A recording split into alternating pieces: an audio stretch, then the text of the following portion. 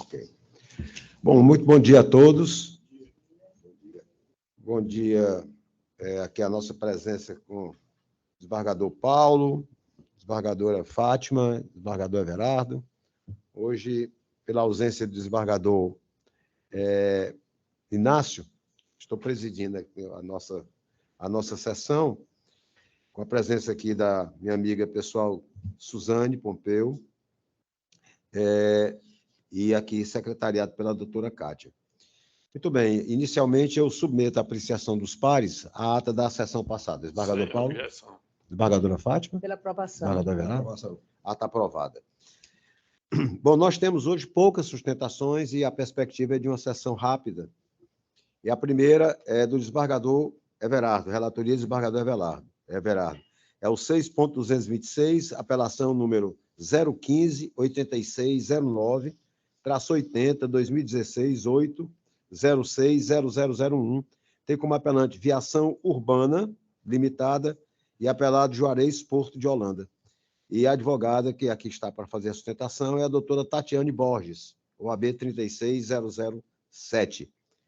Doutora Tatiane, vou passar a palavra para o relator e aí ele conduz o julgamento. Bom dia, doutora Tatiane. Bom dia, excelência. Verdade, se Vossa Senhoria dispensa a leitura do relatório. Dispensado. Estou com a palavra no prazo regimental para a sustentação oral. Obrigada. Inicialmente, bom dia a todos. Gostaria de agradecer a presença dos ilustres membros dessa Câmara, aos demais servidores, colegas advogados presentes. O presente caso, ele versa, inicialmente, sobre uma suposta situação que ocorreu no dia 21 de novembro de 2015, na qual o autor alega que, por ser cadeirante, estava esperando para acessar o elevador do ônibus e ingressar no coletivo. Ele também seguiu narrando que, quando foi se posicionar para ingressar no coletivo, o ônibus, por estar numa alça apertada, que não permitia muita locomoção, precisou se ajustar para o ingresso dele, só que com isso veio a, supostamente, aproximar-se do cadeirante e acabou por arrastá-lo, sendo parada esse arrastamento por conta da sua filha que bateu na lateral do ônibus e por isso o motorista parou o movimento. Em sequência, foram relatados uma troca de ofensas entre a filha do autor e o motorista, fazendo com que o motorista saísse do local sem o ingresso do cadeirante no veículo. Para tanto, por conta do depoimento da filha, que foi como declarante, e da suposta testemunha, foi feita a sentença determinou uma condenação de 25 mil em dano moral. Todavia, eu gostaria de destacar dois trechos para Vossas Excelências que não coadunam com os fatos ocorridos. Com licença. Inicialmente, no trecho, as folhas 263, consta a seguinte redação. Assim, a responsabilidade da ré e o dever de indenizar o autor pelos prejuízos que sofreu em decorrência da queda, não havendo que se falar em excludente de responsabilidade. Primeiramente, é necessário pontuar que inexistiu queda. Esse fato, inclusive, foi reconhecido pela filha do autor, que foi depoente na audiência de instrução, tanto que aos 5 minutos e 45 segundos da instrução, ela, ao ser questionada sobre o que ocorreu, ela foi expressa ao dizer que inexistiu queda. O segundo trecho seria na mesma folha, as folhas 263, que tem a seguinte redação. A ação imprudente do motorista em não oferecer condições para o embarque do autor, inclusive arrastando a cadeira de rodas do autor, restou incontroversa, pois confirmada pela filha do autor e por uma testemunha que estava dentro do ônibus e presenciou todo o ocorrido. Dois pontos carecem de impugnação nesse trecho. Primeiro, não existe controvérsia. Tanto é verdade que a única testemunha conforme o depoimento da filha, aos 6 minutos e 34 segundos, precisou relatar o que de fato ocorreu fora do ônibus, justamente pela testemunha não ter visualizado o ocorrido. Tanto é verdade que aos 19 minutos e 33 segundos do depoimento da testemunha, ela relatou que não estava prestando atenção porque estava no celular no momento. Então, essa visualização não ocorreu. A testemunha estava dentro do ônibus e não visualizava o que ocorria fora. Além disso, a própria filha do autor, que atuou como depoente na instrução, demonstrou que existe uma tendenciosidade da testemunha, pois ela tem parente na mesma situação do autor, como cadeirante, e foi a única pessoa do ônibus que a acompanhou até o terminal de ônibus, ou seja, ela estava no ônibus, desceu da condução dela para acompanhar e ficar conversando com a filha do autor e o próprio autor até o terminal de ônibus. Com isso, entende-se que realmente havia uma tendenciosidade da testemunha que sequer viu o ocorrido. Por oportuno, também foi alegado que existiu uma lesão, um machucado no autor por conta do fato ocorrido. A testemunha Elba indicou que existiu esse ferimento, só que, em consistência ao que foi declarado por ela, eles seguiram ao terminal tranquilamente. Como uma pessoa indica uma lesão e não se preocupa em indicar, daqui vamos à UPA, vamos ao hospital, vamos chamar uma ambulância. Além disso, levando a crer que realmente inexistiu esse machucado, tendo em vista que ela indicou que a lesão ocorreu no lado oposto ao que ele se encontrava com o ônibus. Tanto é verdade que a lesão, pronto, aqui no depoimento dela, ela informou que a lesão do autor seria no braço esquerdo, sendo que o choque que, em tese, ocorreu seria no lado direito. Então, como isso seria possível ou plausível? Não tem realmente uma plausibilidade nesse ferimento alegado. Dado todos esses pontos, realmente gostaria de finalizar solicitando que a sentença que julgou pela procedência da demanda e condenou a empresa no dano moral de R$25 mil seja reformada para improcedência e, caso não entendam dessa forma, que seja realmente minorada em consonância com os demais julgados apresentados no recurso, que giram em torno de R$5 a R$3 mil. Muito obrigada. Desembargador. Senhor presidente. Apelação civil, ação de indenização por danos morais. Pessoa com deficiência, embarque ou obstáculo de ônibus de transporte coletivo. Empresa privada, concessionária de serviço público. Responsabilidade objetiva. Violação ao direito de embarque.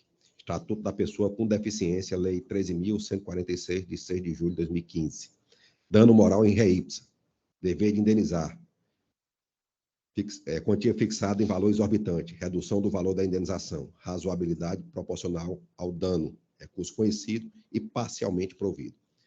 Inicialmente, ressalto que, segundo o STF, a exigência do artigo 93, inciso 9 da Constituição Federal, não impõe que seja a decisão exaustivamente fundamentada. O dever de fundamentação das decisões judiciais e administrativas não implica no exame pormenorizado, minucioso e quase a exaustão de cada uma das alegações e das provas per si, e nem mesmo que sejam concretos os seus fundamentos, até porque, se assim fosse, impactar-se-ia em títulos inacabados, pois a atividade intelectiva é ampla e abrangente, de modo a derivar e descambar em infindáveis teses e antíteses, além de incontáveis correntes, a repercutir em dialéticas inesgotáveis que acabariam por tornar o julgamento uma realidade apenas hipotética e distante, inalcançável e inatingível.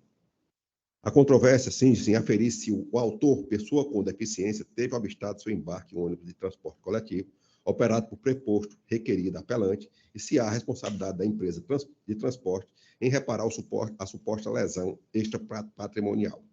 O caso em apreço decorre de clara relação de consumo sendo aplicável o Código de Defesa do Consumidor, uma vez que o autor e a demandada enquadra-se perfeitamente aos conceitos de consumidor e fornecedor de serviços, discutidos, respectivamente, nos artigos 2º e 3º do CDC. Nesse sentido, o fornecedor responde objetivamente pelos danos eventualmente causados aos usuários de seus serviços. Urge registrar que a requerida apelante, Viação Urbana Limitada, é empresa privada concessionária de serviço público, uma vez que fornece serviço de transporte coletivo de passageiros, mediante concessão pública e outorga pelo município de Fortaleza para transporte intramunicipal e, nessa condição, atua sob responsabilidade civil objetiva pelos danos causados por seus agentes a terceiros por força do preceito contido no artigo 37, parágrafo 6º da Constituição Federal, sendo necessária a concorrência da conduta, dano efetivo, moral e ou patrimonial e o nexo causal entre o defeito do serviço e a lesão sofrida pelo consumidor. Recusa de ingresso em transporte coletivo de pessoa com deficiência viola o direito ao embarque e constitui ato discriminatório, notadamente quando gerado impedimento à pessoa com deficiência no exercício de liberdades e direitos fundamentais, que deveriam ser prioridade de embarque no transporte público coletivo. De certo que a conduta do preposto da ré tem potencial para causar sentimento de humilhação, constrangimento e vergonha ao passageiro deficiente, o que foi suscitado pelo autor em sua inicial de folhas 1 a 12. Assim, ao frustrar o direito do autor apelado, intimamente ligado à legítima expectativa de acessibilidade, configura-se ato ilícito que gera obrigação objetiva à empresa de transporte de reparar a lesão causada ao autor apelado, frente à defeituosa prestação do serviço. Por consequência, verifica-se a necessidade de condenação da ré ao pagamento de indenização por danos morais, em razão dos abalos sofridos com o grave acidente, como disciplina os artigos 186 e 927 do Código Civil. No caso, não há que ser deduzido de prova do dano moral, propriamente tratando-se de dano moral in re ipsa, inerente aos próprios acontecimentos narrados e apurados, em razão da presunção ominis, o que dispensa por absoluta desnecessidade qualquer comprovação de aviltamento da personalidade do lesado. Atenta às peculiaridades do caso concreto, observe que a quantia fixada pelo juiz Acor não se mostra adequada ao caso, uma vez que é arbitrada em valor exorbitante e desproporcional, a ponto de implicar um enriquecimento sem causa da parte autora, razão pela qual considero razoável reduzir o valor da indenização pelos danos morais para R$ 5.000, pois, além de não se tratar de valor ínfimo, não resulta no enriquecimento sem causa da parte autora. Cumpre com seu caráter pedagógico e se mostra adequada ao caso e proporcional à reparação do dano moral sofrido. Além disso, encontra-se em conformidade com o patamar estabelecido pela jurisprudência deste tribunal. Nesses termos, recurso conhecido e parcialmente provido. É como voto. Muito bem, parabenizando a doutora pela sustentação, eu acompanho o voto do relator. Embargador Paulo? Também acompanho, presidente. Muito bem, então anuncio o julgamento. A Câmara, à unanimidade, conhece do recurso e dar-lhe parcial provimento. Muito obrigado. Obrigada. Nós vamos para a segunda sustentação, que continuamos com o relator, desembargador Everardo. Chama a julgamento o processo de número de ordem 6.265, apelação número 084-2470-80, 2014, 806-0001. Tem como apelante Manuel Eduardo Alves Colares e apelado Caixa de Assistência dos Funcionários do Banco do Brasil, CACI. Doutor Alfredo, que está aqui presente, vai fazer a sustentação. O AB dele é 19.596. Passo a palavra, então, ao nobre relator. Bom dia, doutor Alfredo. Bom dia, senhor relator. Quero que se Vossa Senhoria dispensa a leitura do relatório. Sim. Então, Vossa Senhoria, com a palavra para sustentação oral no prazo regimental. Bom dia, senhor desembargador presidente, Carlos Alberto Mendes Forte, desembargador relator Everardo Lucena, desembargadora Maria de Fátima, desembargador Paulo Ayrton Albuquerque, ilustre representante do Ministério Público, da Defensoria, servidores, colegas advogados e demais presentes. No presente caso, a senhora Maria do Socorro, ora apelante, ela, por ser portadora de uma atrofia de múltiplos sistemas, ela, desde o ano de 2010, necessitou ser atendida por uma internação domiciliar, que é aquele sistema home care. A senhora Maria de Socorro, desde o início da sua internação domiciliar, desembargador relator, eu a visitei no momento da interposição da demanda, e ela praticamente vegetava em cima de uma cama. A moléstia que a acometia, essa atrofia de múltiplos sistemas, desembargadora Maria de Fátima, fazia com que a mesma permanecesse quase que 24 horas por dia, toda encolhida, ela gemia quase que constantemente de dores, e isso exigia um tratamento, um atendimento especializado, principalmente em relação aos cuidados de enfermagem. E aí, de 2010 a 2014, ela foi regularmente atendida. Quando foi em 2014, a Cassi, exatamente no sábado de carnaval, ela mandou uma correspondência informando que, a partir do dia 1 de março de 2014, sábado de carnaval, o seu atendimento, a sua internação domiciliar seria interrompida, passando os cuidados de enfermagem a ser ofertados por apenas 12 horas. E isso motivou a interposição da presente demanda em face da interrupção do tratamento, principalmente de enfermagem.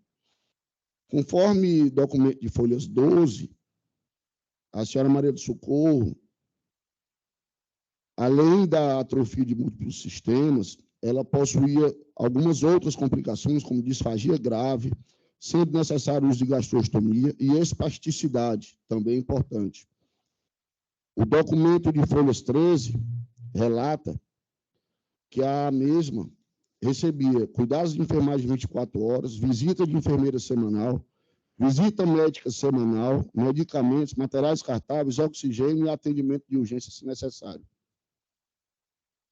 E aí o ilustre magistrado, ao sentenciar o processo, ele entendeu que não houve negativa por parte da Cassi e julgou a presente ação improcedente. E aí eu manejei os devidos embargos, alertando, Excelência, a negativa está acostada aos autos, as folhas 117, onde a Cassi expressamente relata que, considerando a evolução clínica e assegurando o cuidado necessário, indicamos a internação de média complexidade, 12 horas de enfermagem, a partir de 1 de março de 2014, ou seja, desembargador Paulo Ayrton, a Cassi entendeu que aquela senhora que vegetava em cima de uma cama, por 12 horas, ela precisava ser atendida pela equipe médica, por multiprofissionais, e nas outras 12 horas, milagrosamente, ela estaria em perfeitas condições. Isso não entra na minha cabeça, eu não sei como é que se permite, como é que um plano de saúde permite ou vislumbra uma possibilidade tão, eu vou chamar de ignorante. Porque você entender que uma pessoa necessita de cuidados de enfermagem, de cuidados especializados por 12 horas, e, ao mesmo tempo, entender que nas outras 12 horas não precisa mais, e no dia seguinte já precisa, e no outro não precisa.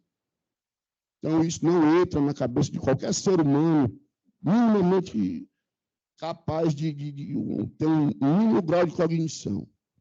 Mas a Cassi, em nome do lucro, entendeu que seria devido apenas os cuidados por 12 horas. E levou o magistrado a erro. O magistrado entendeu que você interromper um tratamento de 24 e colocar para 12, a Cassi não está negando. A Cassi não está matando a senhora Maria do Socorro. E aí julgou o procedente, eu embarguei, o juiz entendeu que não era matéria de embargos, e aqui estamos. Infelizmente, desembargadora Maria de Fátima, a senhora Maria do Socorro não é a primeira pessoa, nem vai ser a última a sofrer com esse tipo de problema. As próprias instituições que deveriam fiscalizar, como a ANS, nada faz diante desses relatos. Isso aqui era para o plano de saúde ser fechado. Isso aqui é você colocar em risco e praticamente matar a senhora Maria do Socorro, uma idosa, casada com um idoso, que o próprio senhor Manuel Cardoso, esposo dela, teve que soltar tudo, desesperadamente, ingressar, contratar um advogado, gastar, para poder ter direito a salvar a vida da própria esposa. Com relação ao mérito, a CACI não debate, não contesta a questão do direito à internação domiciliar. Ela apenas bate na questão de que não houve negativa. E aí, para justificar, ilustres desembargadores, a necessidade e constatar ainda mais o direito da senhora Maria do Socorro, a liminar foi deferida em março, no final de fevereiro de 2014, e a senhora Maria do Socorro veio a falecer em junho de 2017, 3 anos e 4 meses depois. Em referido intervalo de 3 anos e 4 meses, a CACI nunca apresentou um documento dizendo o seguinte: a senhora Maria do Socorro melhorou.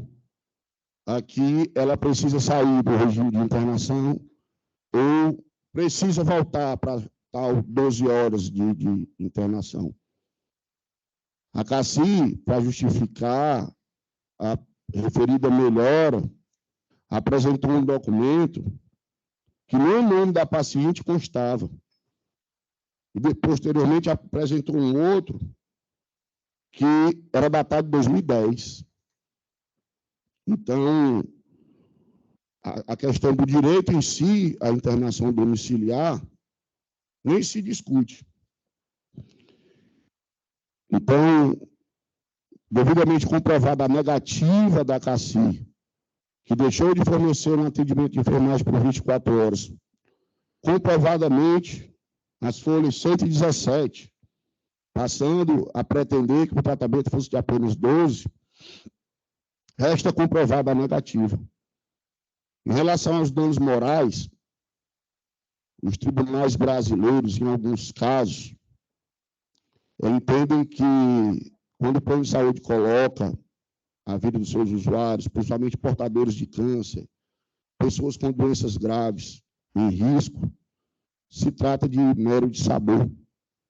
O Tribunal de Justiça do Estado do Ceará, graças a Deus, vem reconhecendo, sim, a existência dos danos morais, principalmente tratando de pessoas idosas, portadoras de doenças graves. E é o que eu espero no presente caso. Porque eu acho que foi segunda-feira, eu vi nos noticiários, desembargador Paulo Ayrton, aquele piloto, Lewis Hamilton, recebendo o Nelson Piquet sendo condenado a pagar 5 milhões de reais, porque chamou o Lewis Hamilton de neguinho. O neguinho colocou o carro na frente do outro. 5 milhões de reais. Não que ele não tenha direito à devida reparação, mas quando eu observo que eu nunca vi, em caso de morte, quem faleceu, a família de quem faleceu, receber sequer R$1 milhão, eu fico pensando, cadê a proporcionalidade? E aqui na presente demanda, a apelante requer a condenação da CACI no valor de R$50 mil pelos danos morais. O reconhecimento de que realmente houve a negativa e a condenação, a procedência da demanda e a condenação da CACI no valor de R$50 mil.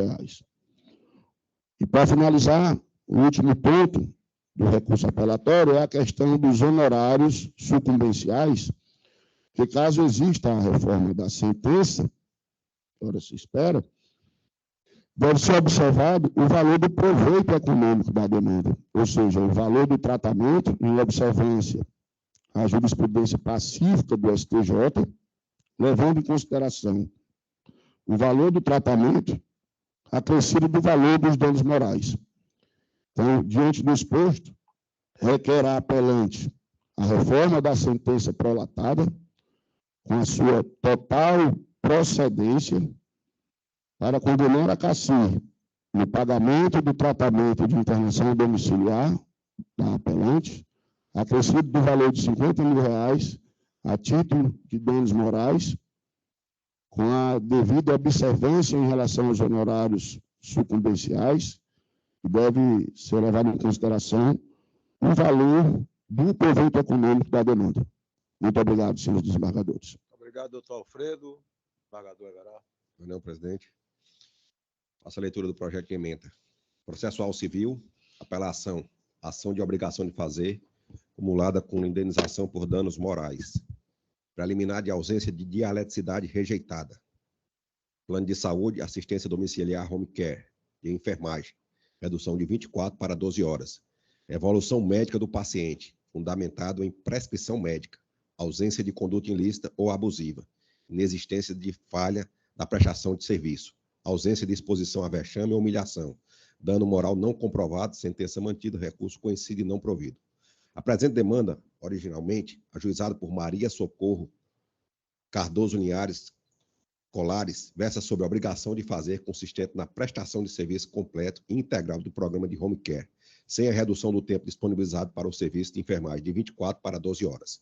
Requereu a promovente ainda o pagamento de indenização a título de danos morais, em razão da redução do fornecimento do tratamento acima indicado, no valor de R$300 mil. O Superior Tribunal de Justiça tem entendimento de que a configuração do dano moral pressupõe uma grave agressão ou atentado a direito da personalidade, capaz de provocar sofrimento e humilhação intensos, descompondo o equilíbrio psicológico do indivíduo por um período de tempo desarrazoado.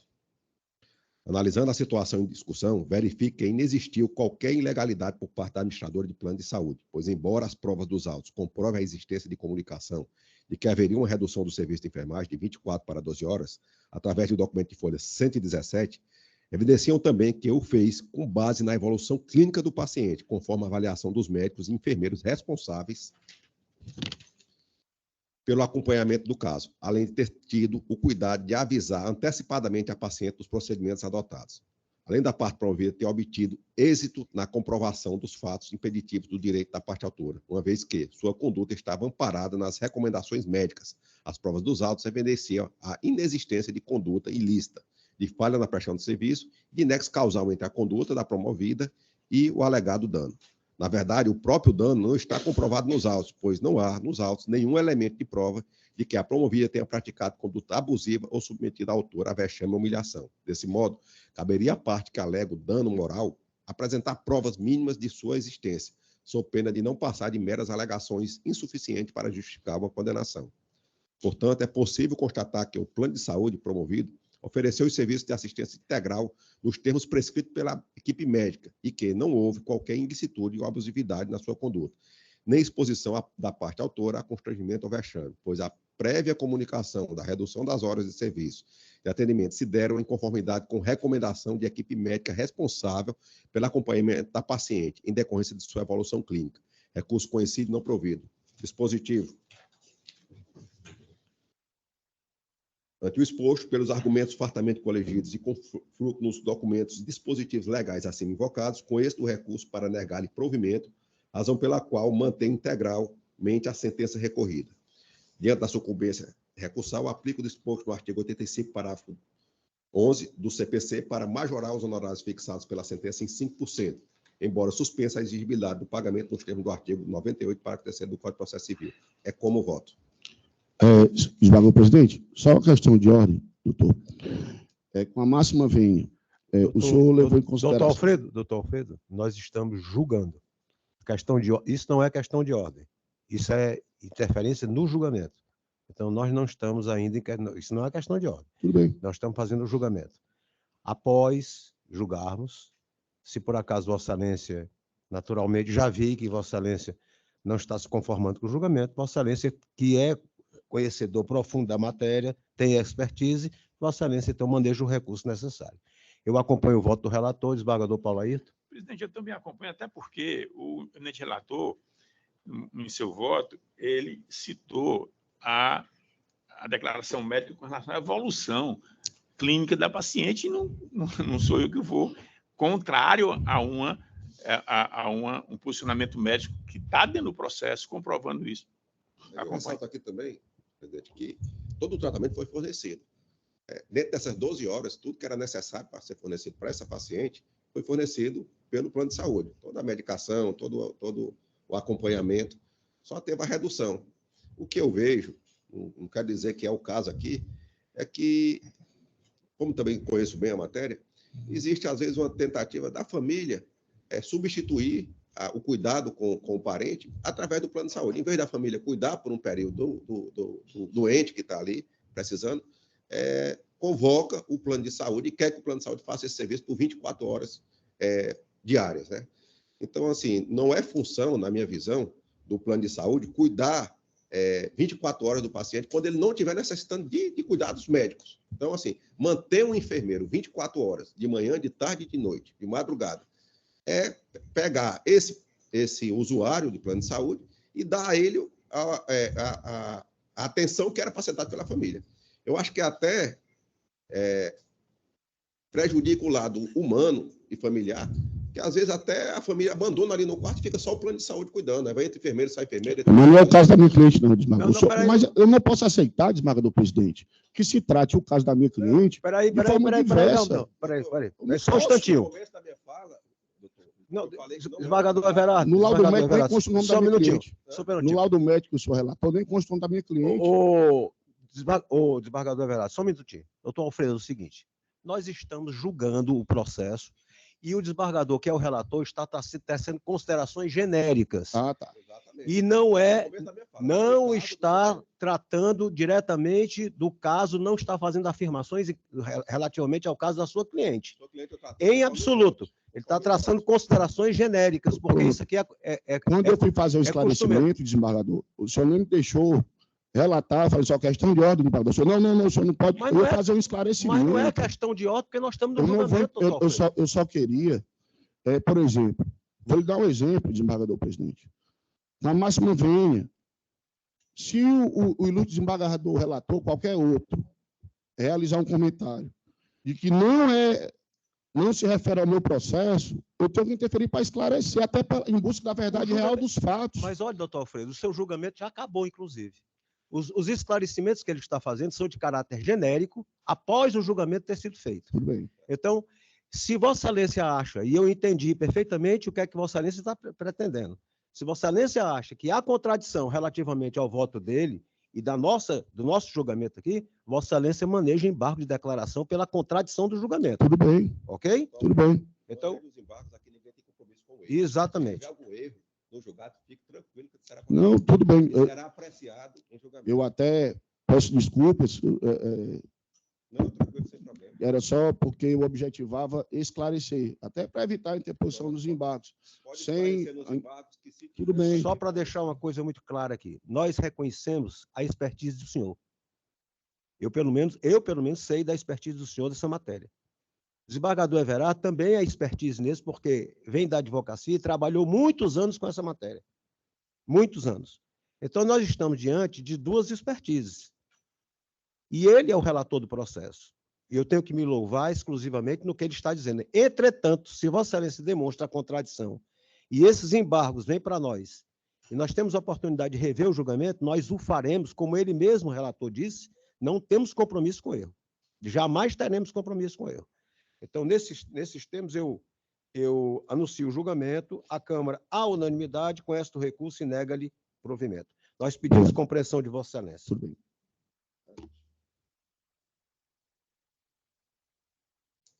Próximo processo a ser julgado é de relatoria da desembargadora Fátima. É o processo 6.106, agravo de instrumento número 0.622.460-84, 2023, 8, 060000. Agravante é Dreams Motel Limitada e outros. Agravado, Companhia Energética do Ceará, Enel. Doutor Ricardo Bastos, pelos agravantes Dreams Motel, vai fazer a sustentação. Doutor Ricardo Bastos.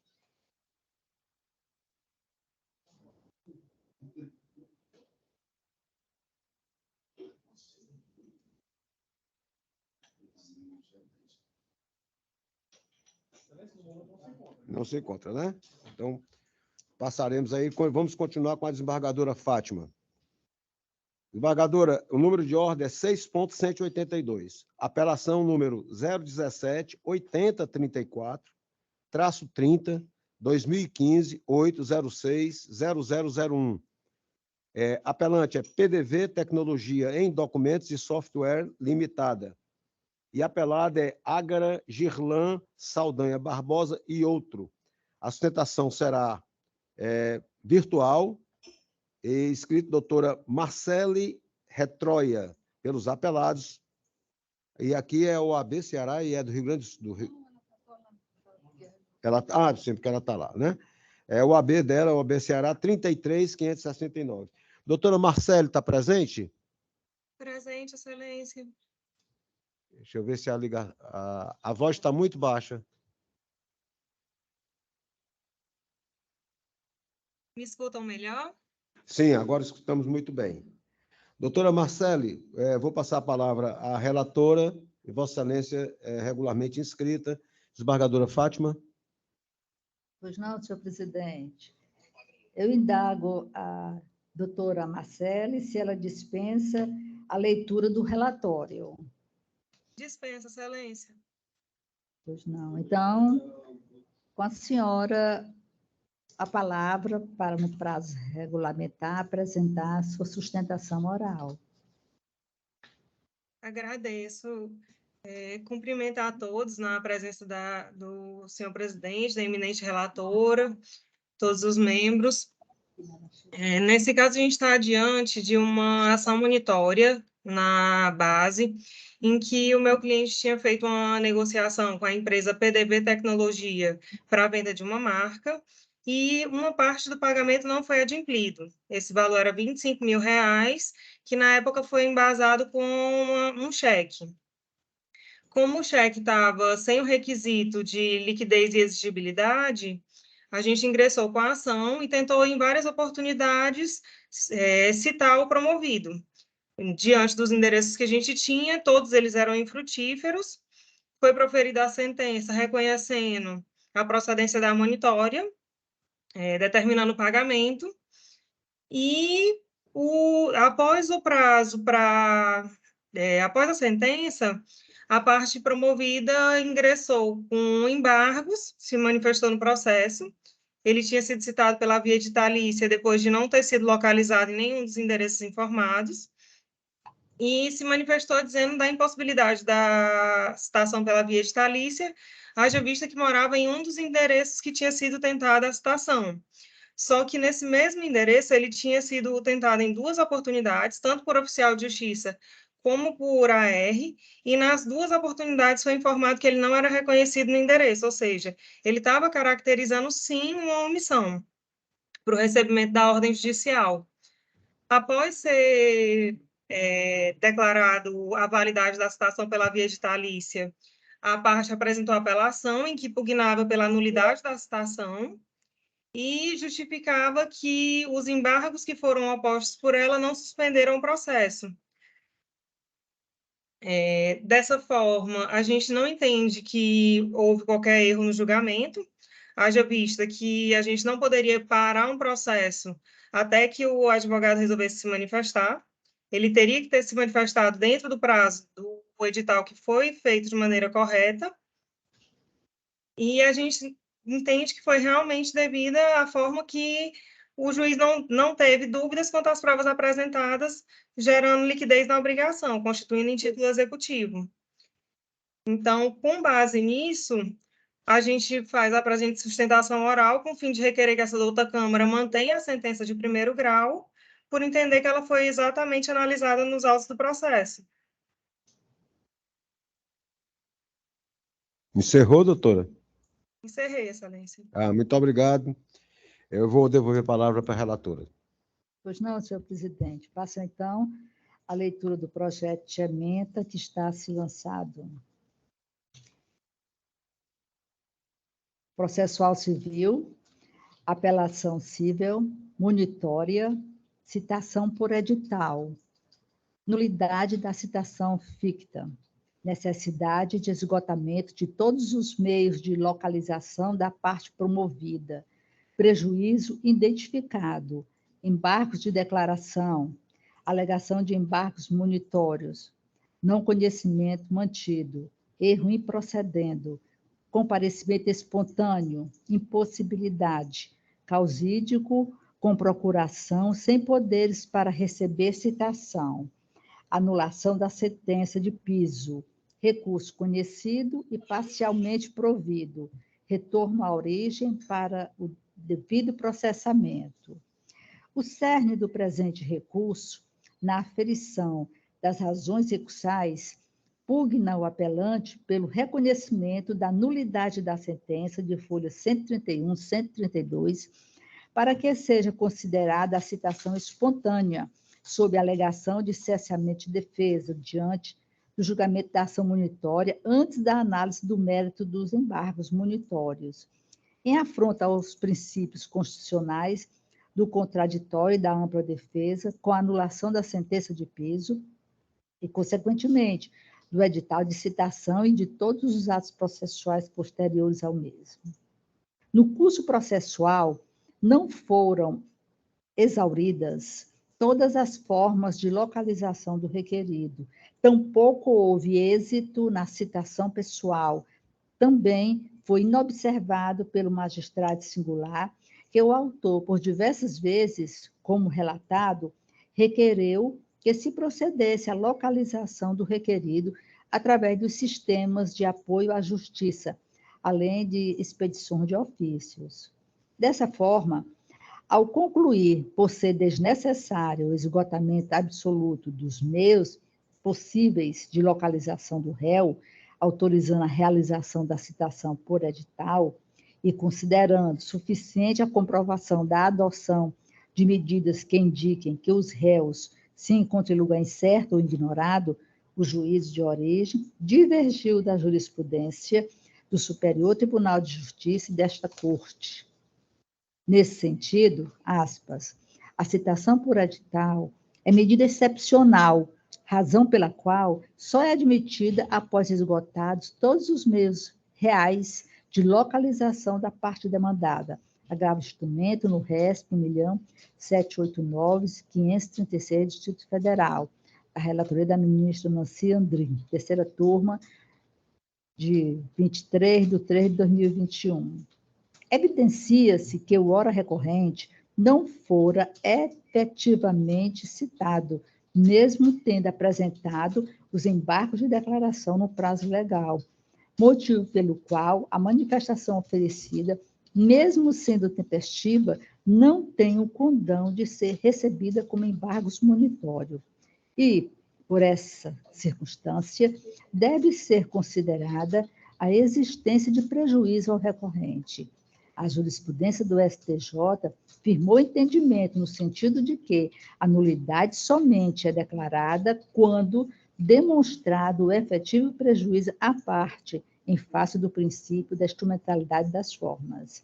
Acerca do comparecimento espontâneo dos requeridos, quando interpuseram embargos titularizados e fundamentados como embargo de declaração, folhas 140, 152, nos termos do artigo 1022.1 do CPC, não pode ser considerado por ser incontroverso que, ao tempo do primeiro peticionamento do embargante, nos autos da ação monitória, folhas 153, seu patrono não detinha poderes específicos para receber citação, motivo pelo qual tal ato não pode ser considerado como comparecimento espontâneo, segundo o entendimento do STJ. Em regra, o peticionante, nos autos, for advogado destituído de poderes especiais para receber citação, não configura comparecimento espontâneo apto a suprir a sua necessidade precedente. Dessa feita,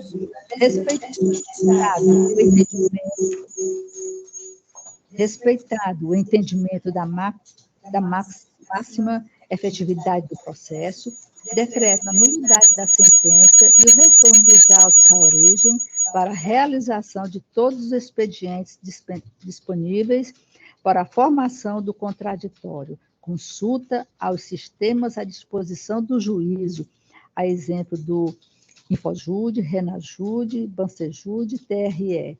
Recurso conhecido e parcialmente provido, sentença anulada. É o voto, senhor presidente, eminentes pares. Muito bem, desembargador Everardo. Acompanho integralmente a eminente relatora. Eu também o faço e anuncio o julgamento. A Câmara, à unanimidade, conhece o recurso para dar-lhe parcial provimento. Muito obrigado, doutora Marcele. O próximo processo é o número de ordem 6.69, Apelação número 066-0208, 56-2000-806-0001, ainda com a nobre desembargadora Maria de Fátima de Melo Loureiro. Tem como apelante Célia Regina de Oliveira Silva e outros, e apelado é o Banco Bradesco S.A. Bom dia.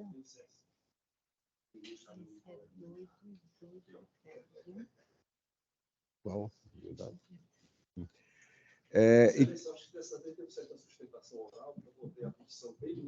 doutor, nós estamos... Doutor, por favor. Doutor, nós estamos fazendo a chamada do processo. Foi não. Doutor Gildásia, Vossa Excelência? Pois muito bem. Vossa Excelência está inscrito para fazer a sustentação. Eu vou passar a palavra à relatora, e a relatora conduz o julgamento. Desembargadora? Se paramentar aí.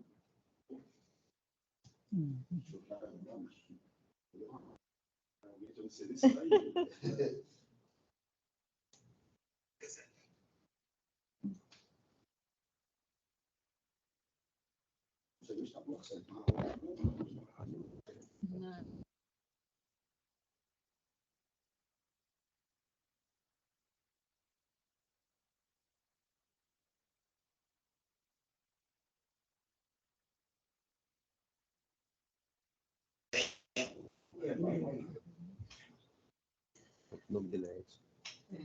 Edson, dá uma ajuda ali, ó. Ah, não, já deu. Insista, persista, isso não chegou. Eu já tive na anterior e não consegui falar. Mas agora é a falta de fama mulher. Eu estou esquecendo. Ixi, Maria. Ajude aí. Agora deixa eu subir daqui. Deixa eu ver, nós. Pois não.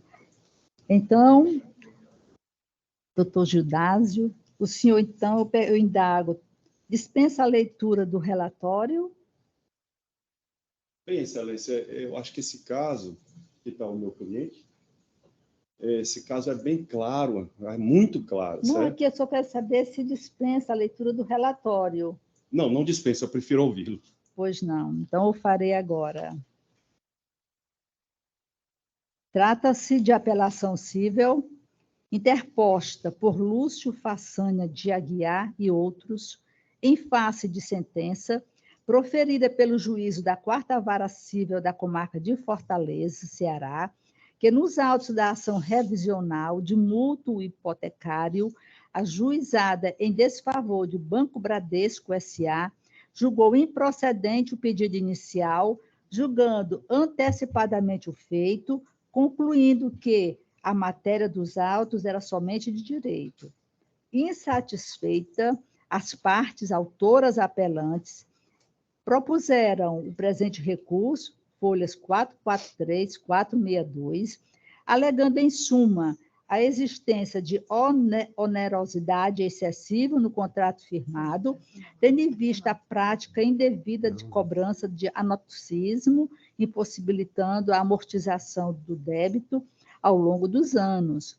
Por fim, requer a reforma da sentença, julgando-se procedente os pedidos formulados.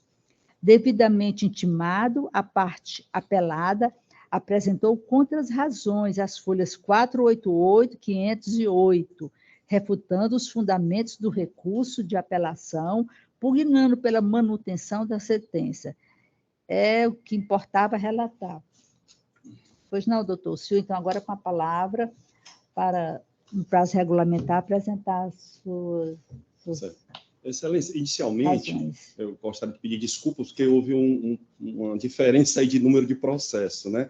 Esse aí, a senhora já leu o relato, e esse aqui é, digamos assim, a prova do crime. É uma petição do Bradesco, onde o Bradesco junta a atualização da dívida, certo? Doutor, nós estamos julgando o processo anunciado pela presidência, é o 0660-208-56-2000. 806, 1000 ao contrário. Certo. Esse é o processo aqui que nós estamos debatendo. Certo.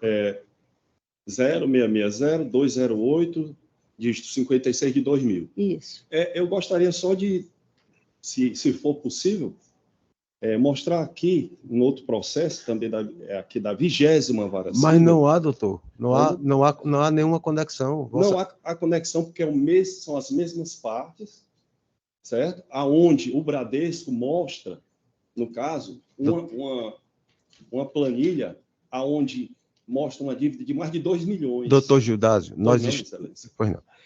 Nós estamos fazendo o julgamento de uma apelação, certo, e Vossa Excelência tem que se ater naturalmente aos argumentos e aos fatos e o direito desta apelação. Ok? Então, assim, fazer referência a outros processos só se fosse no contexto desta apelação. É evidentemente que eu não estou ensinando para a nossa vigária. Vossa Excelência conhece. E é exatamente Vossa Excelência... isso que Então, devolvo a palavra a Vossa Excelência e vou repor o tempo. Então, pode ficar à vontade. Posso ficar à vontade? Deve. Não, Excelência, é porque eu gostaria só de sinteticamente mostrar que eu trouxe aqui, para que todos saibam, uma manifestação do Bradesco, no outro processo, que também as mesmas partes, aqui está o autor, né, meu cliente, onde o Bradesco mostra uma atualização da dívida, onde, como a doutora Fátima falou, a onerosidade excessiva é a foto do crime, digamos assim, aonde no final ele vem dizer que a dívida hoje, para ser mais preciso, no dia 11/10/2011, chegou a R$ 2.870.898,89, e eles ainda põem aqui que é a atualização em dólar, que pode ser em dólar. Então, é por isso que eu, digamos assim, eu peço venha para mostrar que esse aqui é a foto do crime, é onde tem a onerosidade excessiva. 2 milhões daria para ele construir, se ele tivesse esse dinheiro, 2 edifícios. Então, é impossível ele quitar essa dívida. É totalmente inviável. Então, é por isso que eu trouxe, novamente peço venha, essa manifestação do Bradesco, que é muito, muito, muito clara. Então, o que é que eu fiz? Eu também pedi, nesse processo aqui, que fosse enviada a contadoria do fórum para que ela oficialmente mostrasse onde estava o excesso, onde estava a onerosidade excessiva. Mas preferi trazer para o conhecimento de Vossas Excelências isso aqui que, como eu falei anteriormente, é a foto do crime. É aqui onde está a impossibilidade do meu cliente pagar esse financiamento. Bom, é só isso, Excelência. Me desculpe atropelar aí os trâmites burocráticos, mas eu gostaria muito de mostrar isso a todos vocês, a todas as autoridades aqui presentes, para que fundamente o que eu estou falando. Não é só no papel, é o próprio Bradesco, que deixou vazar, digamos assim, essas informações. Então, está nos autos. Só que não está nos autos que a desembargadora Fátima mostrou, mas está no outro, que tramita paralelamente. Se for o caso, posso deixar aqui na mão para análise competente. Pronto, Vossa Excelência, então, encerra a sustentação? Sim, sim. Tá, então, muito obrigado. Está entendido, Vossa Excelência, Ótimo, a interferência ótimo, de Vossa Excelência. É isso que eu gostaria de fazer. Muito bem, está entendido. Desembargadora Fátima, Vossa Excelência com a palavra. Pois não, senhor presidente. Passo a fazer a leitura do projeto de ementa, e antes eu quero só registrar que esse processo está sendo julgado, submetido a julgamento hoje, perante aqui a Câmara, ele diz respeito aos fatos que foram processados em primeiro grau e que chegaram com recurso em segundo grau. Então, nós estamos trabalhando, apreciando tão somente o que consta nos autos.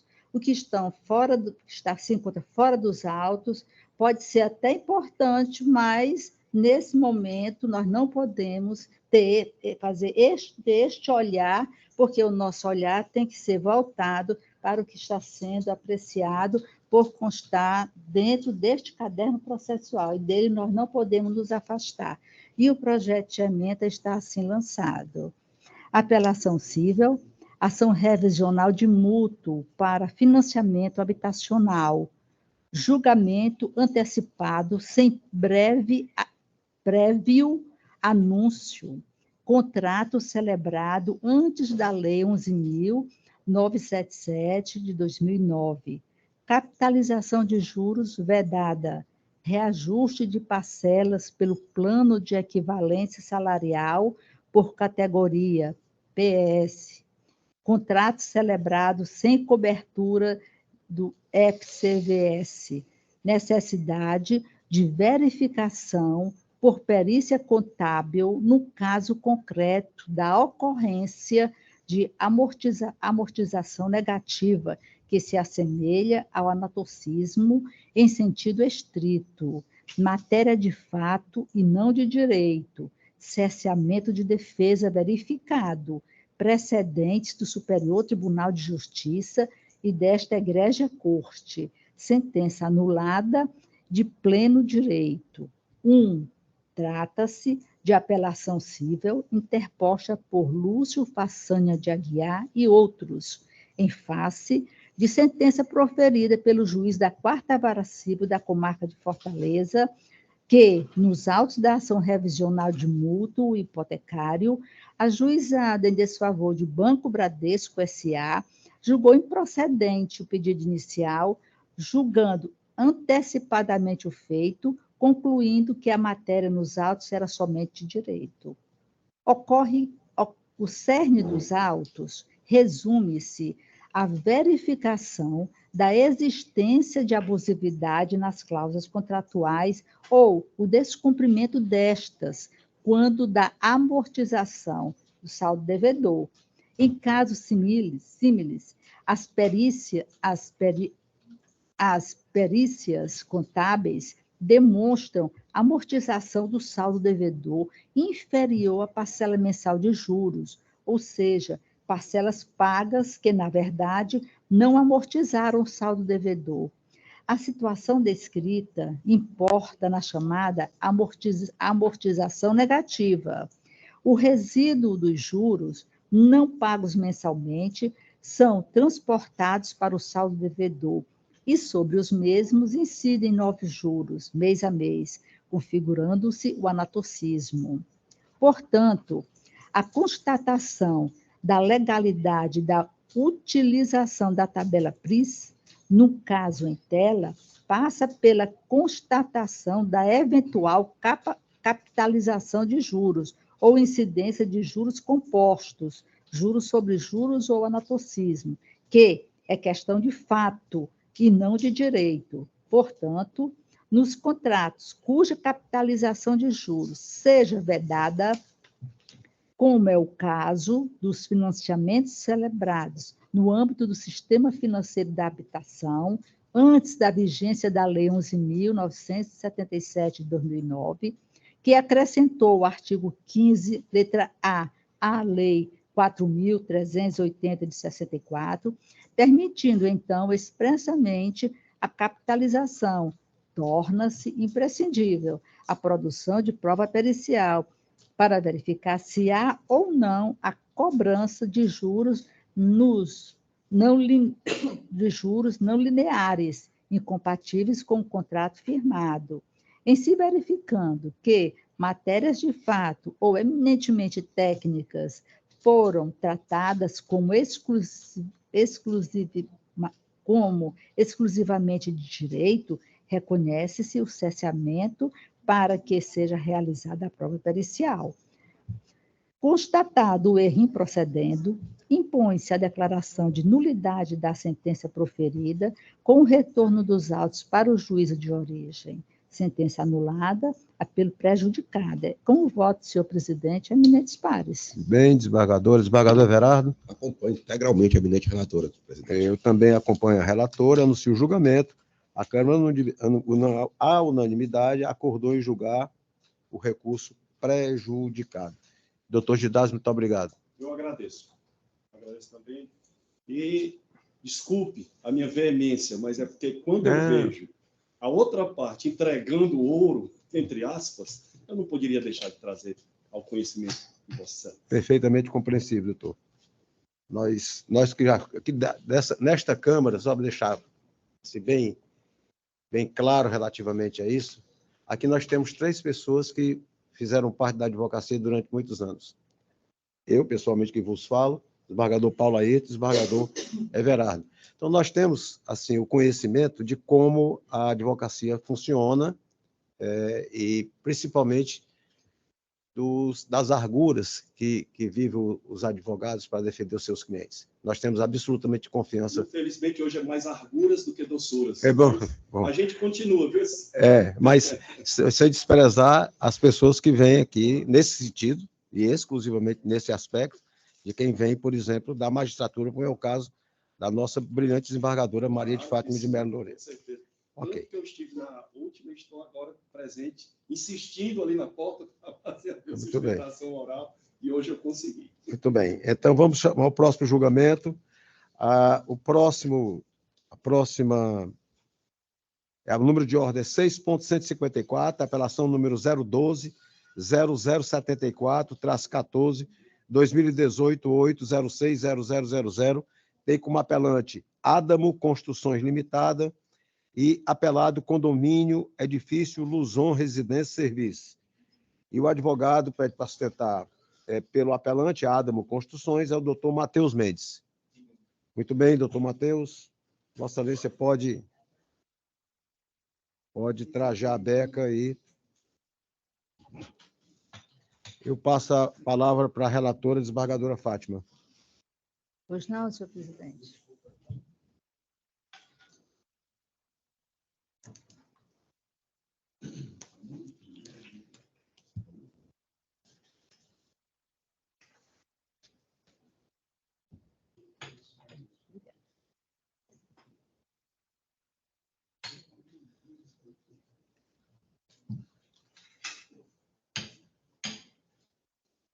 Doutor Matheus, o senhor dispensa a leitura do relatório? Dispensa.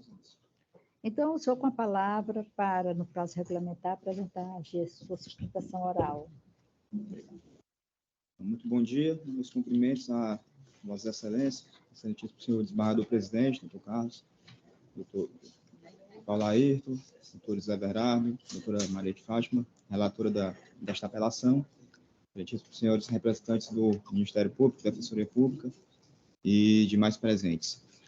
Bem, eu venho aqui sustentar oralmente as razões dessa apelação, interposta pela Adamo Construções Limitada, que tem como objeto uma sentença proferida pela extinção do processo sem a resolução do seu mérito em uma ação reivindicatória ajuizada pela própria apelante. O fundamento principal, primeiro, dessa sentença foi o de que haveria, nesse caso, uma coisa julgada. Isso porque esse fundamento entende que haveria uma identidade, a tripla identidade entre partes, causa de pedir e pedido de outro processo, que estaria sendo, portanto, supostamente, com todo respeito à sentença, repetido, mas que, na verdade, ele não cumula os 3 elementos para tanto. Isso porque, no caso, se não houvesse, o Código de Processo Civil, ele determina que a litispendência, ela existe nessa hipótese de repetição de identidade completa entre esses 3 elementos. E se nessa ação, nesse processo repetido, já tivesse sido proferida decisão transitada em julgado, então haveria a coisa julgada que impediria a apreciação do mérito da ação do processo que repete o primeiro. Nesse caso, existe uma evidente, uma clara diferença entre a causa de pedir desse processo, que é uma ação reivindicatória, e da ação do processo primeiro, supostamente repetido, que se trata de ação possessória. E não se ignora que realmente, não só nessa ação que foi mencionada, esse processo mencionado primeiro, como outro processo, que foi uma ação, uma reintegração de posse, ajuizada pela hora apelante, ou seja, são outros 2 processos, ações possessórias, um interdito proibitório e o outro uma reintegração de posse, que tem como partes as mesmas aqui deste terceiro processo, pedido, o objeto, a posse, a retomada da posse, a discussão sobre a posse de um bem, porém a causa de pedir ela é flagrantemente distinta. A causa de pedir desse processo, a ação reivindicatória, ela é fundada no Código Civil, a ação posta à disposição daquele que reivindica, né, do proprietário que reivindica a coisa de quem o injustamente possua, ela é a propriedade. Então, a causa de pedir aqui, ela é flagrantemente distinta das ações possessórias.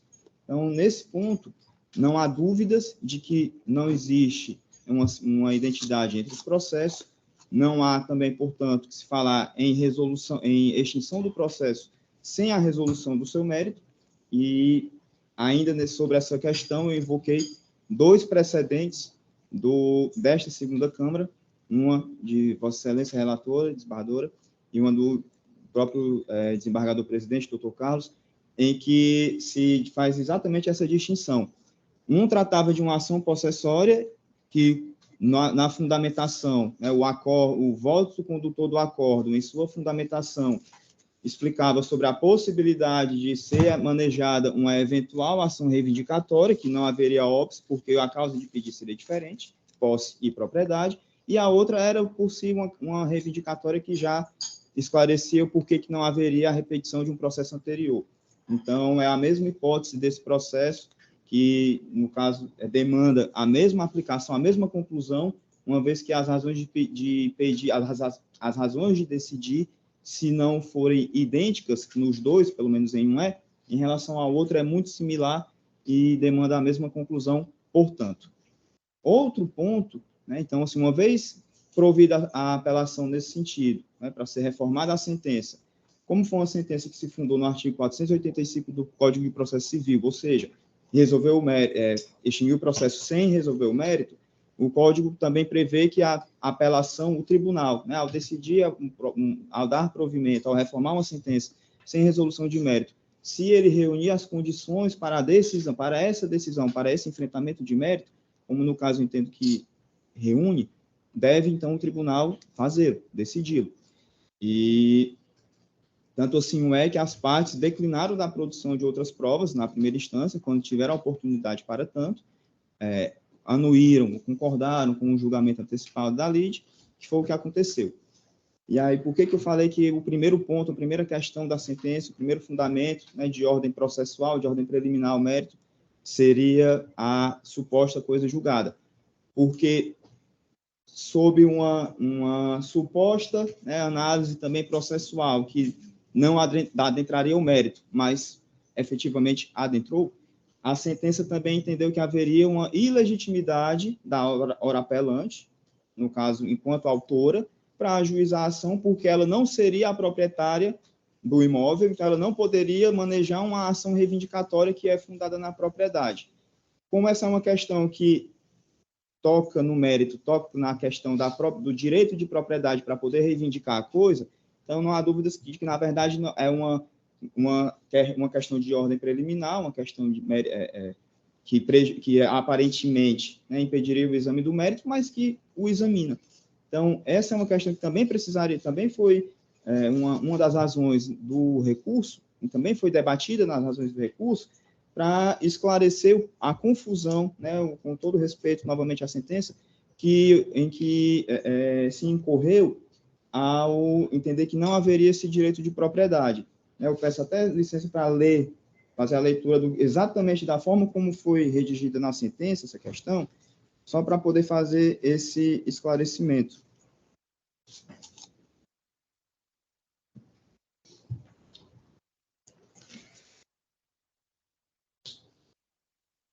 Então, a sentença ela fundamentou da seguinte forma, nesse ponto.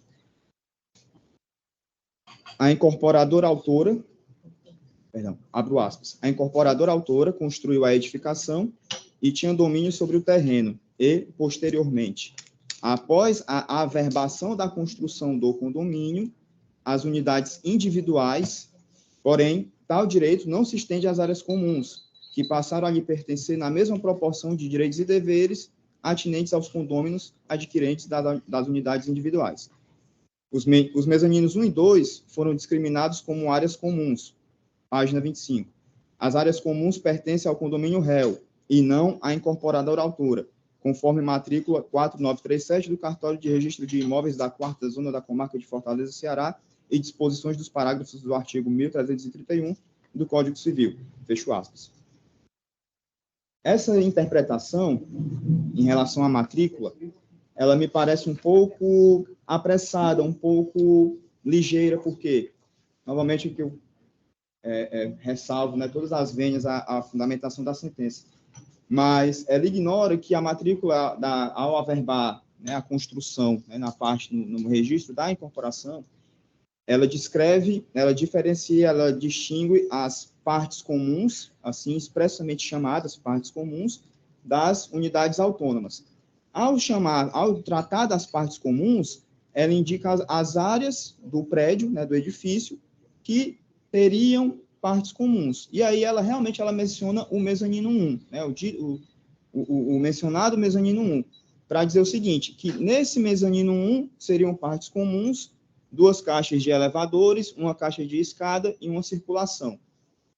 Interpretar que isso generaliza, que isso trata, adjetiva, o mezanino 1 como sendo um todo, uma parte comum em seu todo, ignora a previsão, né, da matrícula na parte em que ela especifica as unidades autônomas, as unidades de uso individual, porque lá ela menciona o salão de festas, que é o objeto da ação reivindicatória, salão de festas esse que está dentro do mezanino 1, e que ali na matrícula ele é descrito possuindo uma área total, e essa área subdivide-se em área de uso comum, área de uso individual. Então, não é possível, né, não seria lógico uma interpretação de que todo o mezanino 1 seria uma parte comum, se a própria matrícula também prevê que o salão de festas, nele contido, possui uma área que é de uso individual, além da área de uso comum. E que, na própria descrição desse mezanino 1 como área de parte comum, existem elementos específicos ali trazidos que são, evidentemente, né, naturalmente, de uso comum. Elevadores, escada, circulação. Então, existe, de modo muito claro, né, essa questão, ela, apesar de ter sido tratada na sentença como uma preliminar de mérito, como uma suposta ilegitimidade da hora apelante para ajuizar a ação reivindicatória, por supostamente não ser proprietária, na verdade, ela acabou me permitindo trazer para esse momento a discussão relacionada à propriedade da parte apelante sobre o bem reivindicado e como isso está descrito, previsto na matrícula, em uma interpretação mais escorreita e mais ampla do que aquela que foi feita na sentença. Então, sendo essas as razões, né, que eu trago para defender, né, no bojo dessa apelação, eu encerro reiterando, né, os pedidos de que esse recurso seja provido, para que seja reformada a sentença, reconhecendo a inexistência da coisa julgada, a possibilidade do mérito dessa ação reivindicatória ser enfrentada neste processo, inclusive em sede de segundo grau, uma vez que a sentença ela havia encerrado o processo sem a resolução desse mérito e existe a chamada causa madura, né? A ação, o mérito da ação, ele é possível de ser decidido neste momento em segundo grau por ocasião do julgamento desta apelação. Então, muito obrigado. E assim finalizo. Obrigado, doutor Matheus. Eu devolvo a palavra à relatora, desembargadora. Pois não, senhor presidente. Inicialmente, parabenizo o nobre advogado pela sustentação segura, objetiva, e passo, então, a leitura do projeto de ementa que está assim lançado. Apelação cível, direito das coisas, ação reivindicatória, incorporadora que pretende retomar a área privativa em parte do salão de festas em posse do condomínio. Sentença que extinguiu o feito sem resolução do mérito, sob fundamento da coisa julgada e ilegitimidade ativa. Erro improcedendo. Inexistência de coisa julgada entre ação de reintegração de posse e ação reivindicatória. Natureza possessória e petitória que não se confundem. ações com propósitos e objetivos diversos. Ação reivindicatória, que visa assegurar o direito de sequela conferido ao proprietário, matrícula que indica expressamente a área privativa da incorporadora em parte do salão de festas. Teoria da acessão, condição da ação que se confunde com o próprio mérito, necessidade de instrução probatória para averiguar os demais requisitos da ação reivindicatória, apelação conhecida e parcialmente provida, sentença anulada.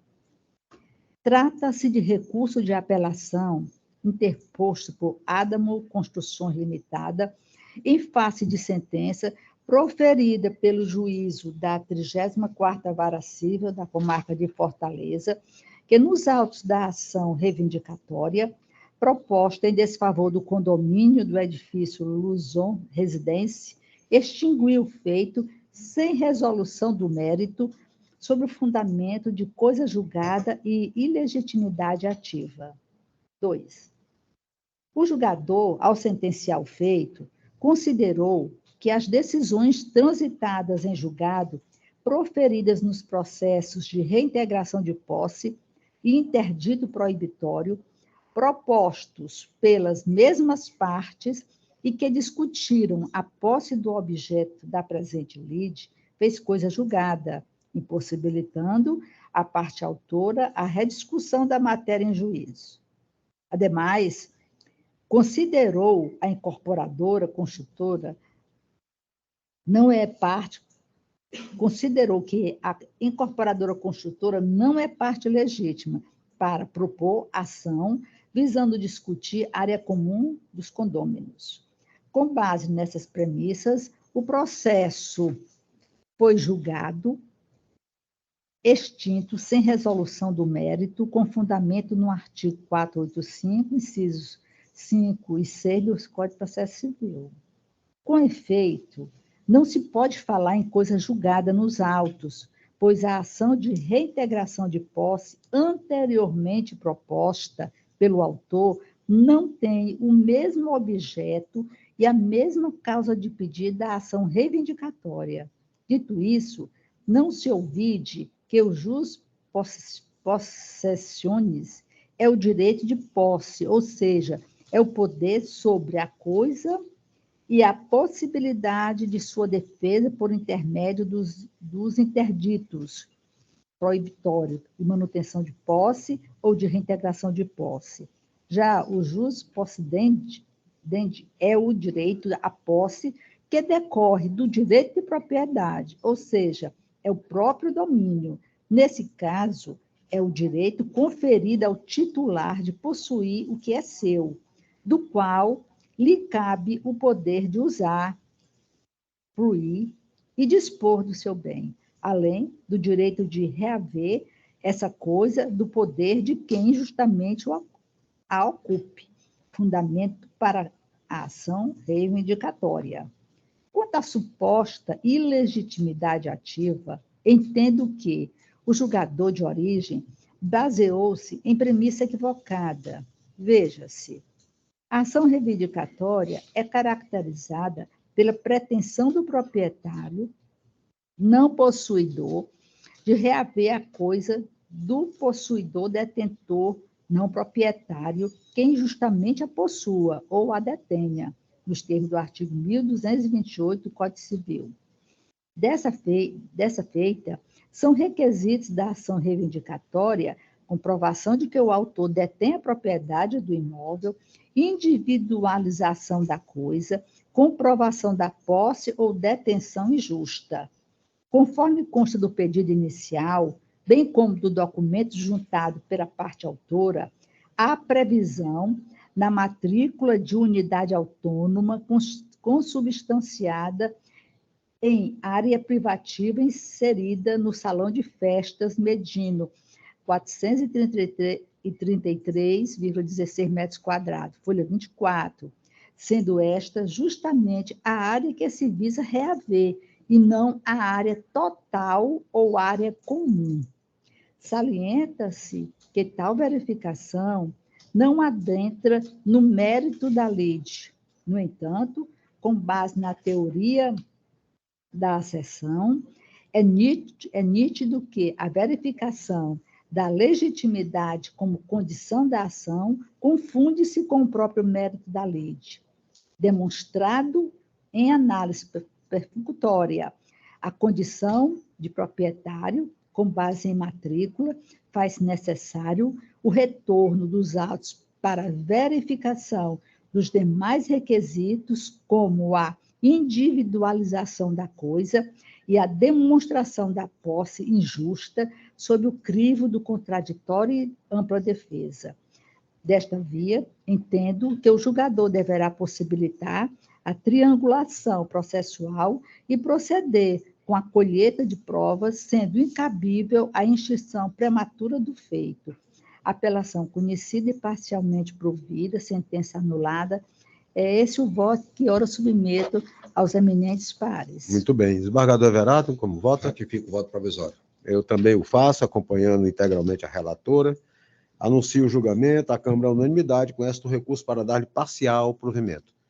Doutor Matheus, muito obrigado pela presença. Eu quem vos agradeço, bom dia a todos. Bom dia. Próximo processo é o número de ordem 6.168, apelação número 000-1579-18, 2008-806-0112. Apelante apelado, Unimed do Cariri, apelante apelado, Neurismar Grangeiro de Oliveira. A doutora Viviane Alencar, OAB 38898, lá do Cariri, pede para fazer a sustentação. Doutora Viviane está presente na sala? Sim, Excelência. Bom dia. Já estou vendo aqui. Doutora Viviane, vou passar a palavra para a relatora, que vai conduzir o julgamento. Desembargadora. Pois não, senhor presidente.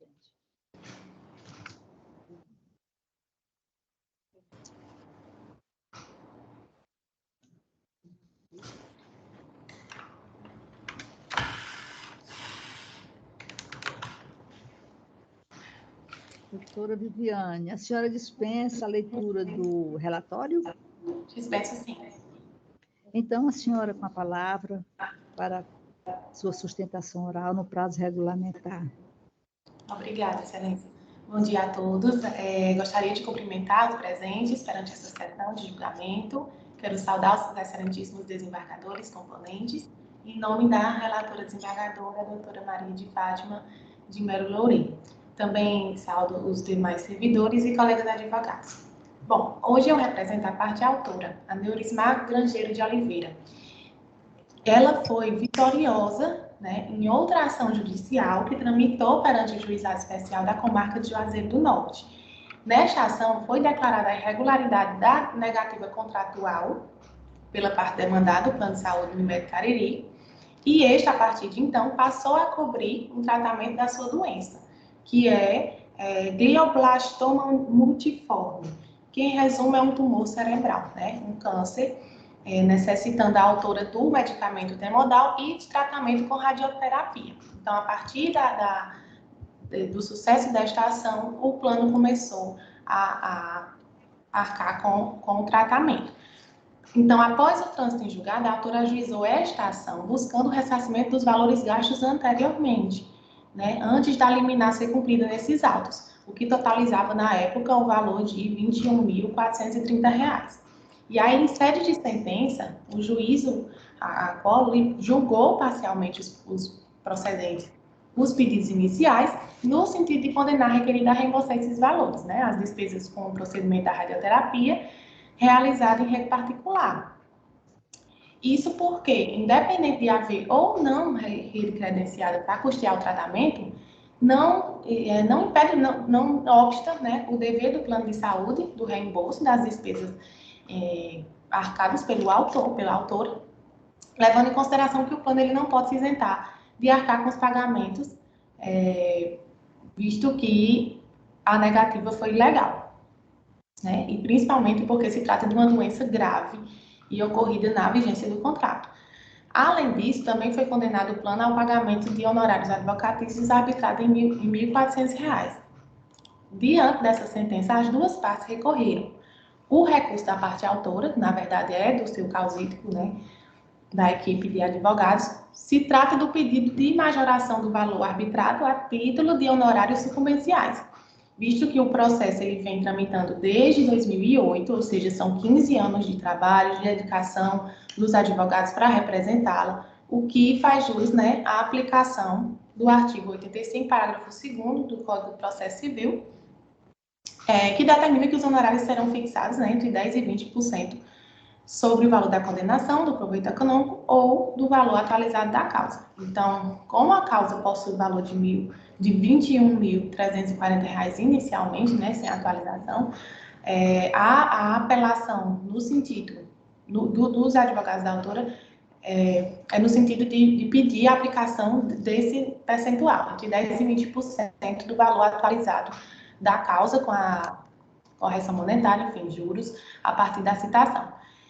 Por sua vez, o recurso da Unimed aduz absurdamente até que o tratamento realizado foi eletivo. Ele pede a anulação da sentença por considerar que o tratamento da autora era apenas eletivo, né? E afirmando que a autora, portanto, teria agido em contrariedade às disposições legais e contratuais que estabelece os atendimentos do plano de saúde, que eles têm que ocorrer em rede credenciada, né, da operadora. Porém, a gente sabe que é admitida a realização de atendimentos por redes não credenciadas quando há a indisponibilidade de hospitais credenciados ou a situação de emergência. No presente caso, existem as duas situações.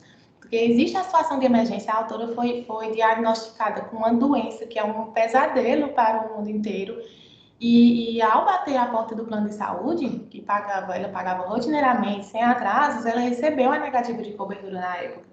Então, a Unimed, no momento que foi buscada, ela também não demonstrou em nenhum momento, também no decorrer processual do outro processo e deste, que possuía rede credenciada para oferecer o tratamento. Então, tanto existia a urgência como também a inexistência de médicos credenciados, né, para realizar o tratamento de radioterapia, especialmente para a autora.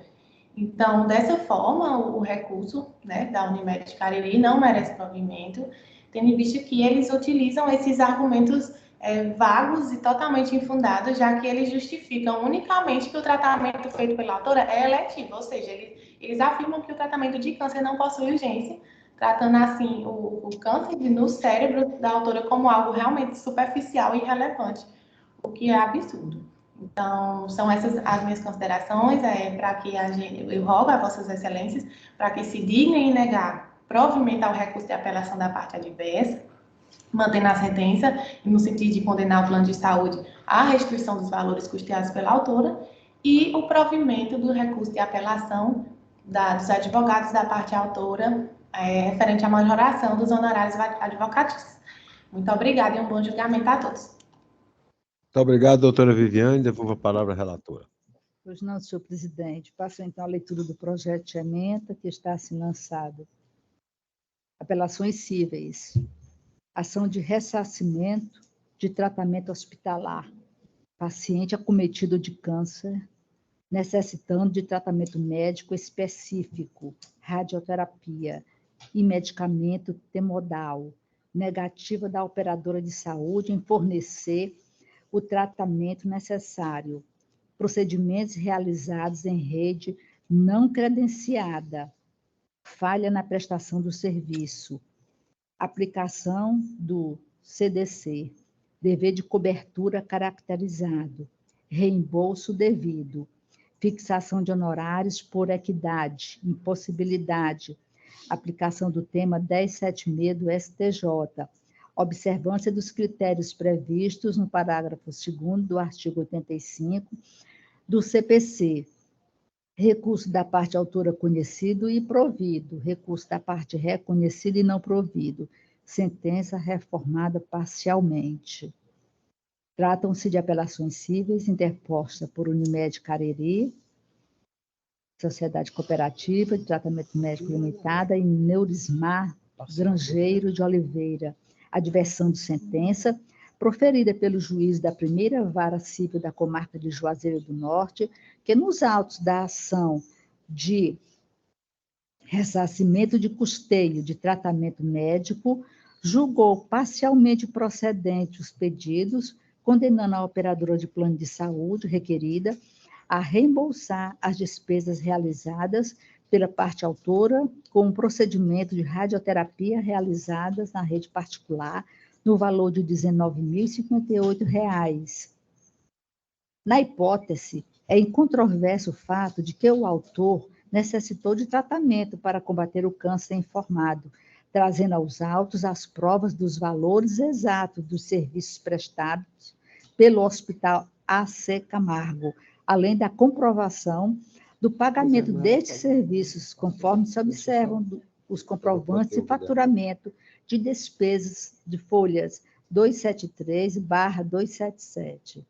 Ademais, restou demonstrado que o autor somente buscou o atendimento em rede não credenciada em razão da negativa do plano de saúde demandado em fornecê-lo, de modo que incumbir ao autor a responsabilidade sobre a cláusula que cuida da impossibilidade de reembolso no referido contrato, como quer a requerida, denota como abusiva e desequilibrada a relação de consumo existente entre as partes, razão pela qual deve ser afastada.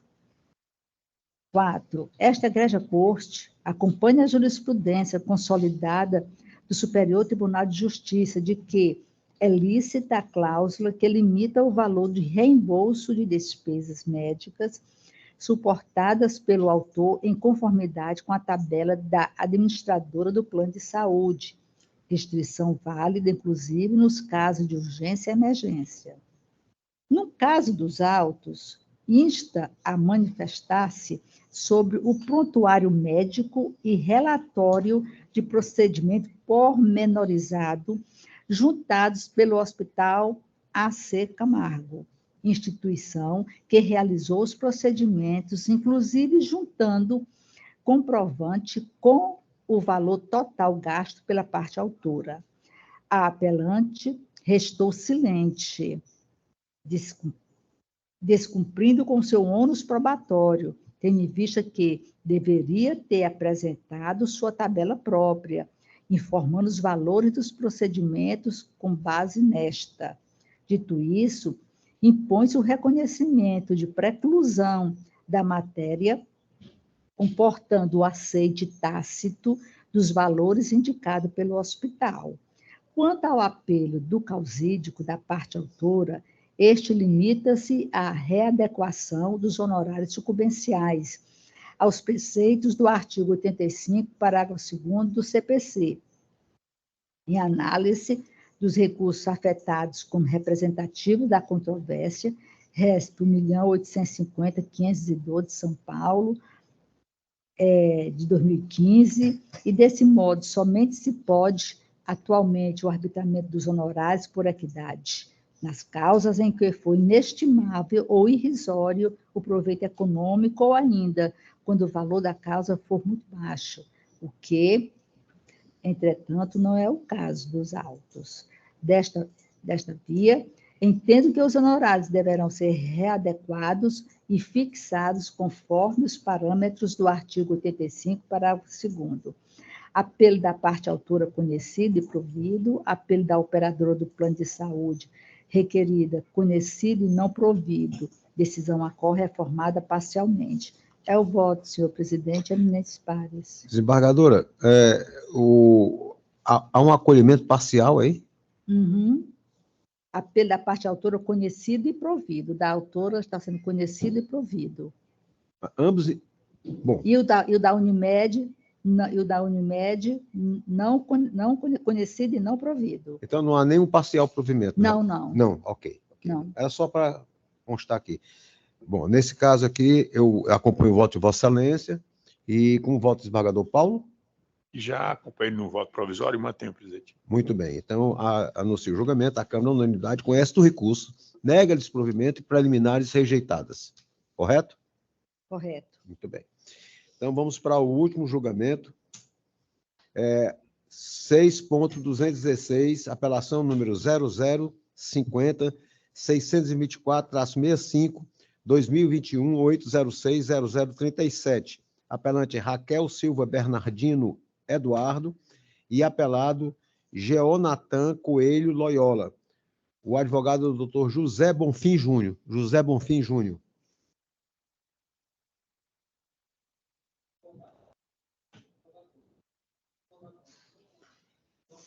Ok, muito bem. Então, nós vamos, com essa última chamada, que não compareceu, nós estamos encerrando a sessão, mas antes, os processos retirados de mesa. De minha relatoria, apelação número 015-7591-29-2013-806-0001, da eminente desembargadora Maria de Fátima de Melo Loureiro, apelações, todas elas apelações, 018-37-17-43-2018, 024-93-36-46-2020, 016-11-42-07-2019, 0051-772-17-2020, 022-09-51-54-2021, 0050-488-51-2021, 024-1078-13-2021, 012-94-05-83-2019. Retirados de pauta de minha relatoria, agravo 063-4228-75-2021. Do eminente desembargador Paulo Airto, agravo de instrumento 062-2737-03-2023. Da excelentíssima desembargadora Maria de Fátima de Melo Loureiro, o 020-2375-67-2022, e do insigne desembargador Everardo Lucena II, apelação número 0008349-59-2017.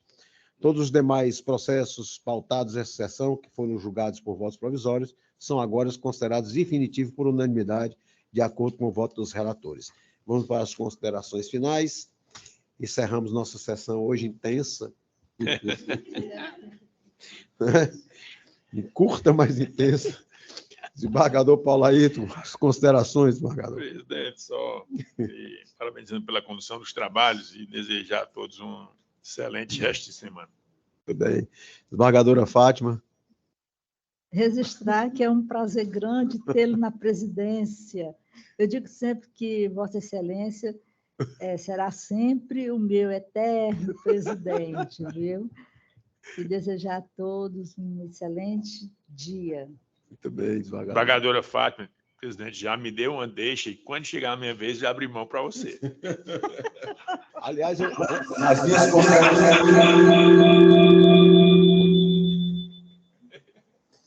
Desembargador Everardo, nas minhas considerações eu vou contar uma história. Desembargador Everardo. Também, da mesma forma, é sempre bom tê-lo aí na presidência. Certo? Vossa Excelência tem uma forma muito dinâmica e corteja de conduzir a sessão sempre. Nos deixa sempre muito confortáveis. Presidente, eu queria fazer também um registro. Eu recebi no meu gabinete relatório de gestão 2021-2023 da Corregedoria Geral de Justiça do Estado do Ceará, da gestão do eminente desembargador Paulo Airto. E eu tive o cuidado de ler, e muito me impressionou o trabalho do desembargador Paulo Airto frente à Corregedoria, nesse biênio 2021-2023. Medidas que repercutem de forma bem efetiva na sociedade, como o programa Pai Presente, erradicação do subregistro civil de nascimento no Ceará, foi uma prioridade da Corregedoria, e várias outras medidas que me impressionou muito, desembargador Paulo Airto, o trabalho de Vossa Excelência. Então, aqui eu queria, de público, registrar, certo? Meus parabéns a Vossa Excelência nesse trabalho. Eu sei o quanto é difícil. Nós sabemos. Está à frente de uma Corregedoria de Justiça. Não é para poucos. Realmente tem que ter coragem, determinação e muita energia para esse trabalho. E eu aqui, através desse relatório, achei muito importante esse envio desse relatório, para que possamos constatar que o quanto que foi feito de atividades e procedimentos em prol da sociedade jurisdicionada. Vossa Excelência realmente, apesar de ter um período de pandemia onde não se pode aparecer muito, onde fica muito recurso, mas Vossa Excelência fez um excelente trabalho, desembargador Paulo Ayrton. Meus parabéns, e que a desembargadora Aida possa dar continuidade a esse trabalho. Eu ouvi muito falar do trabalho de Vossa Excelência, da Corregedoria, principalmente relacionado aos cartórios, que Vossa Excelência reorganizou tudo, tomou atitudes que realmente fizeram com que os cartórios passassem a atender melhor ao seu público, à sociedade. Então, fica aqui o meu registro para Vossa Excelência e a minha admiração pelo seu trabalho. Muito obrigado, presidente. Eu queria só um minutinho.